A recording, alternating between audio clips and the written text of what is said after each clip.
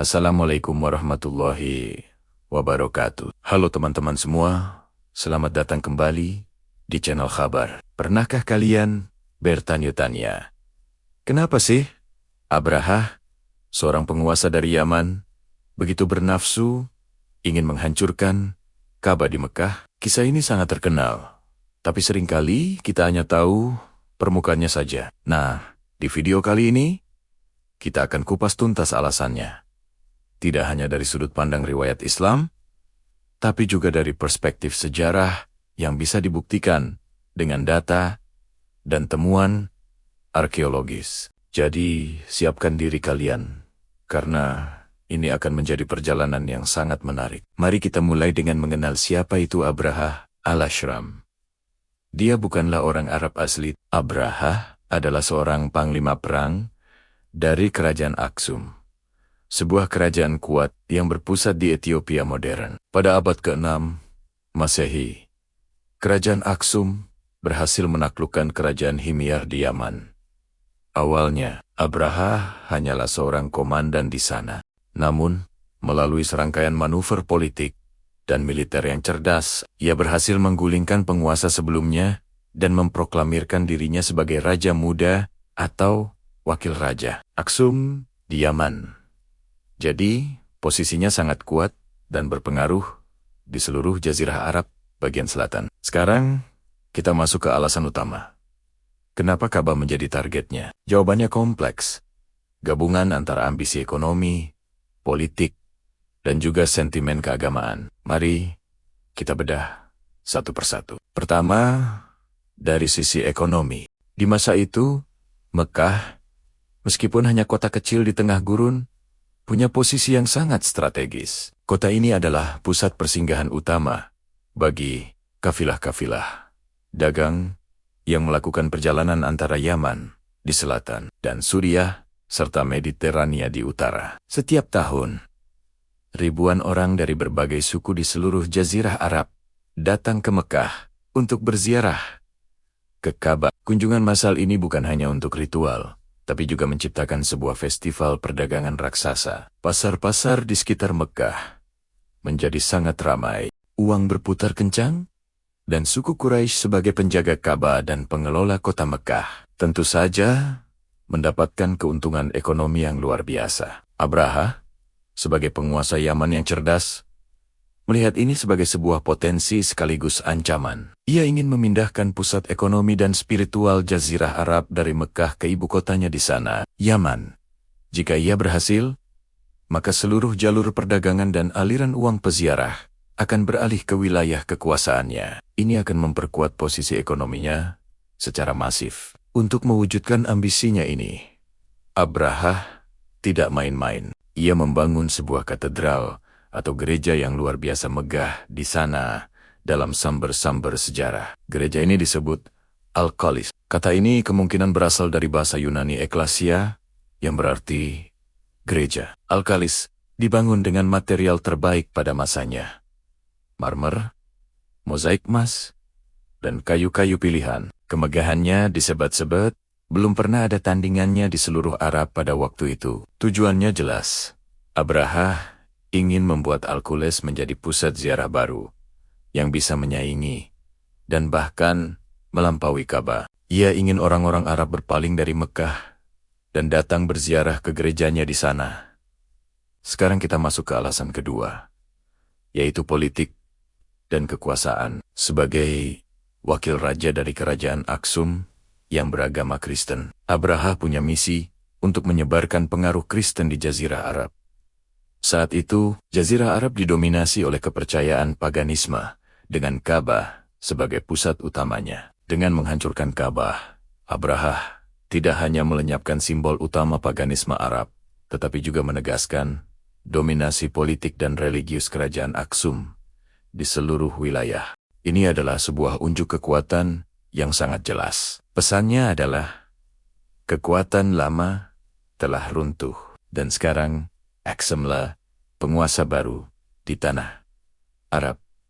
Ketiga, ada faktor pemicu langsung. Menurut riwayat, setelah Al-Qalis selesai dibangun. Abraha mengumumkan kepada seluruh Arab untuk berziarah ke sana, bukan lagi ke Ka'bah. Tentu saja, pengumuman ini menyinggung perasaan orang-orang Arab, terutama suku Quraisy di Mekah. Diceritakan bahwa ada seseorang dari suku Arab yang marah, lalu ia pergi ke Sana'a dan secara diam-diam melumuri dinding dalam gereja Al-Kalis dengan kotoran sebagai bentuk penghinaan. Riwayat lain menyebutkan ada pedagang dari suku Quraisy yang membuat api unggun di dekat gereja, dan apinya tidak sengaja tertiup angin hingga membakar sebagian bangunan gereja. Terlepas dari versi mana yang benar, tindakan penghinaan terhadap gereja megahnya ini membuat Abraha murka luar biasa. Baginya, ini bukan lagi sekadar persaingan ekonomi atau politik, tapi sudah menjadi penghinaan pribadi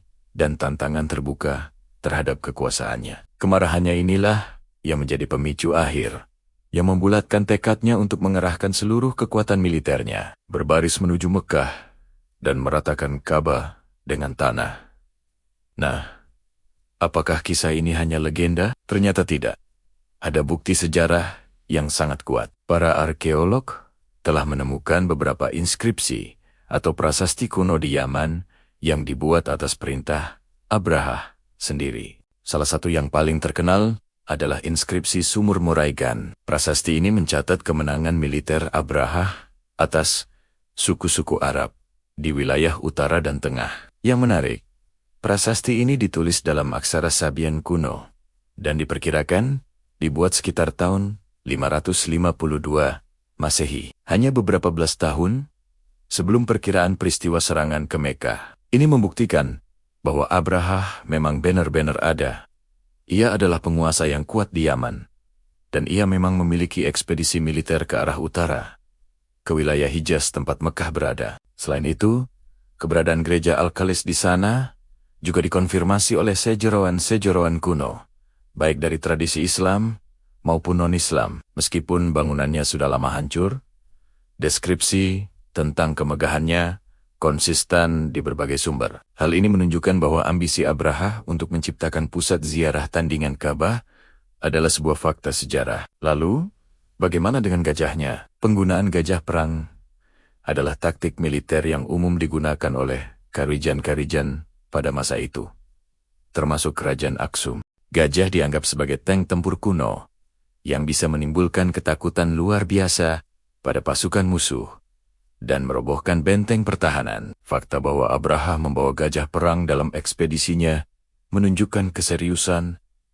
dan skala besar dari serangan yang ia rencanakan. Nama gajah utamanya, Mahmud, bahkan tercatat dalam riwayat. Jadi, ketika kita menggabungkan semua kepingan puzzle ini, ambisi ekonomi untuk menguasai jalur dagang, misi politik, dan religius untuk menegakkan dominasi Kristen Aksum, kemarahan pribadi akibat penghinaan terhadap gerejanya, serta didukung oleh bakti-bakti arkeologis seperti prasasti dan catatan sejarah, kita mendapatkan gambaran yang sangat jelas dan komprehensif. Serangan Abraha ke Mekah bukanlah tindakan impulsif, melainkan sebuah kampanye militer yang terencana dengan matang, didasari oleh motif yang sangat kompleks dan kuat. Namun, seperti yang kita semua tahu dari Al-Quran, dalam surat Al-Fil, rencana besar Abraha ini berakhir dengan kegagalan total. Pasukannya yang perkasa, lengkap dengan gajah-gajah perangnya, dihancurkan oleh kekuatan yang tak terduga, yang digambarkan sebagai burung-burung ababil yang membawa beta-beta dari sijil, atau tanah liat yang terbakar. Peristiwa luar biasa ini terjadi tepat di tahun kelahiran Nabi Muhammad SAW, yang kemudian dikenal sebagai tahun gajah atau Amul Fil. Kegagalan Abraha ini justru semakin mengangkat status dan kesucian Ka'bah serta pamor suku Quraisy di mata seluruh bangsa Arab.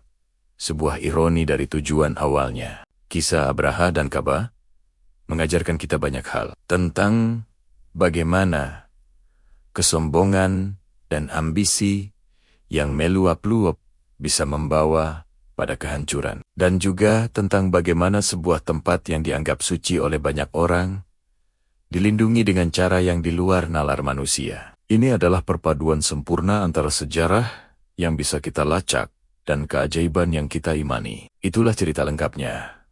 Teman-teman, sebuah kisah tentang ambisi, kekuasaan, keyakinan, dan keajaiban yang membentuk salah satu momen paling penting dalam sejarah pra-Islam. Semoga penjelasan ini memberikan wawasan baru bagi kalian semua. Terima kasih banyak sudah menyimak video ini sampai akhir. Jika kalian suka dengan konten-konten sejarah dan misteri seperti ini, jangan ragu untuk menekan tombol like.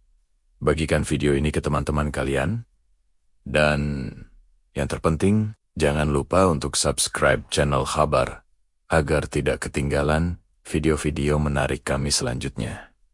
Sampai jumpa di episode berikutnya. Wassalamualaikum warahmatullahi wabarakatuh.